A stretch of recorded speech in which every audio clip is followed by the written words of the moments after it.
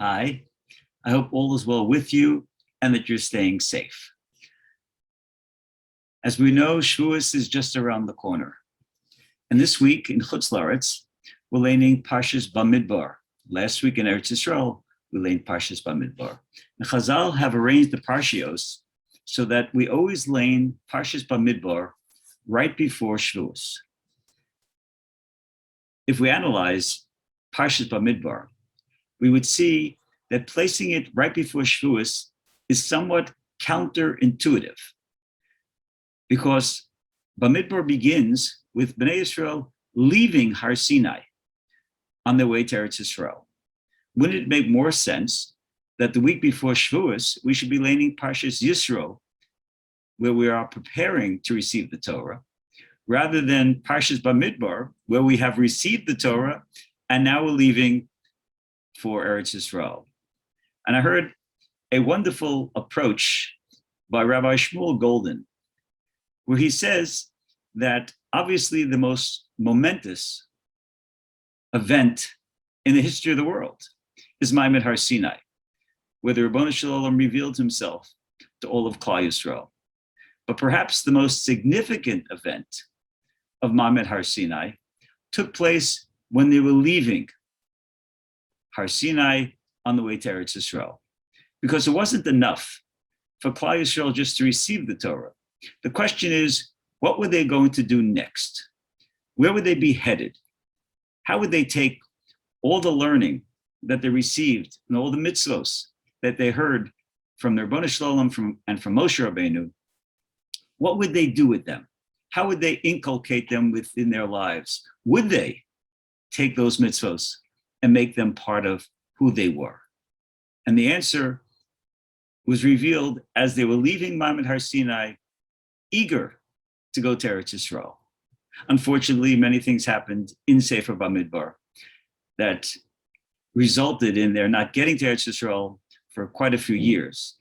But the attitude that they had when leaving Har Sinai is what we're focusing on. And I think the lesson for us is rather obvious. We're approaching Shavuos. We're excited for a wonderful, wonderful Chag for more reasons than just cheesecake. It's another opportunity, a yearly opportunity, to re-accept the Torah from the Ribono Shel Olam, to perhaps gain a better understanding and appreciation of the mitzvahs that the Ribono Shel Olam gave us, and to understand that every mitzvah we have, every single mitzvah, is given to us for our benefit and not for a hindrance. And unfortunately, we live in a society today where we're challenged all the time, and where the Yetzer Hara tries to have us believe that these mitzvos are interfering with our enjoyment, with our real experience of what life is supposed to be. And obviously, nothing can be farther from the truth. An individual who is Shomer Torah or mitzvos, an individual who lives by the Torah, who understands that everything that the Ribono Shel Olam has given us, he's given us for our benefit, and it's a tremendous gift. As we say in Birchas HaTorah every morning, where we're thanking Hashem, Asher Bachar Bonu Mikol Ha'amim, V'nasan Lanu Es Toraso. Without Torah, our lives would be empty. Just look around and look at all the people that are just striving, looking for happiness, looking for contentment in their lives.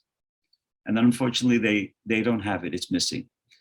Where those who have accepted the Torah, who live by the Torah, have lives that are fulfilled. So Mitzvah Hashem, this Shavuos, we should once again accept the Torah. We acquaint ourselves with the value, and appreciate all the gifts that the Ribono Shel Olam gives us.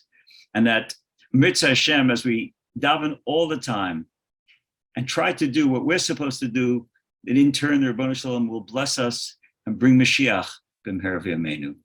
Have a wonderful day, a meaningful Shabbos, and a wonderful Chag Shavuos. Kol Tuv, be well.